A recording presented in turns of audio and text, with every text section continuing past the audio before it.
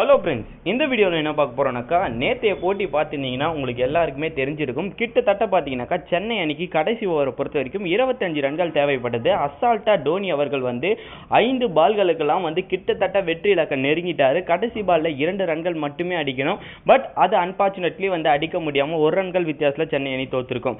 இந்த நேரத்தில் பார்த்தீங்கன்னாக்கா ஐபிஎல் தொடர் ஆரம்பிக்கிறதுக்கு முன்னாடி டோனி மேலே கடும் சர்ச்சைகள் இருந்தது. அது என்னன்னு பார்த்தீங்கன்னாக்கா, உலகக்கோப்பை பொறுத்த வரைக்கும் ரிஷப் பண்ட் விளையாடணும், கண்டிப்பாக டோனி அவர்கள் விளையாடக்கூடாதுன்னு சொல்லிட்டு முன்னாள் வீரர்கள் நிறைய கருத்துக்களை எடுத்து வச்சாங்க. இது பார்த்தீங்கன்னாக்கா நிறையவே பார்த்தீங்கன்னா டே பை டேல இந்த நியூஸ் அடிபட்டே இருக்கும்.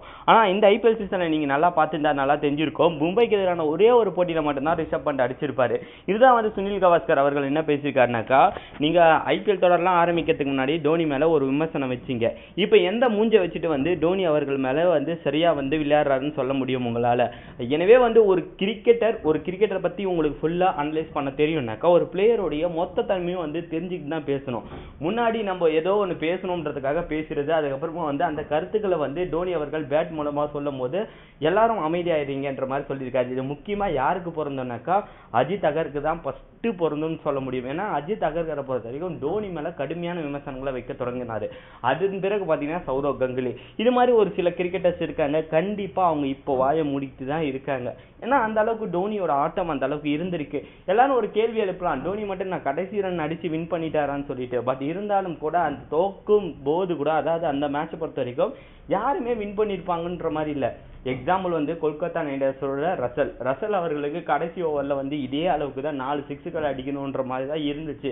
பட் அவர் என்ன பண்ணாருனாக்கா, Nitish Rana first over dot ball வச்சிருப்பாரு, 2வது பால் சிங்கிள் அடிச்சிருப்பாரு. அடுத்து 4 பால்ல ஒரு பால்ல விக்கெட் ஆகிட்டு போயிட்டே இருப்பாங்க. அந்த அணி ஒரு மிகப்பெரிய இலக்கத்தோட தோல்வியை தழுவாங்க.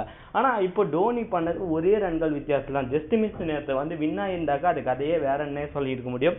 உங்களை பொறுத்த வரைக்கும் சுனில் கவாஸ்கர் சொன்ன மாதிரி ரிஷப் பண்ட் அண்ட் டோனி அப்படி எடுத்துட்டா நீங்க யாரை சொல்வீங்க? அது மட்டும் இல்லாமல் நல்ல ஒரு பினிஷரா டோனியை நீங்க பாக்குறீங்களா? அது கீழே இருக்க கமெண்ட் பாக்ஸ்ல கமெண்ட் பண்ணுங்க. இது போன்ற மேலும் அப்டேட்டுகளுக்கு தமிழ் மாஸ் வீடியோஸ் சப்ஸ்கிரைப் பண்ணி பக்கத்துல இருக்க பெல் ஐக்கானையும் கிளிக் பண்ணுங்க.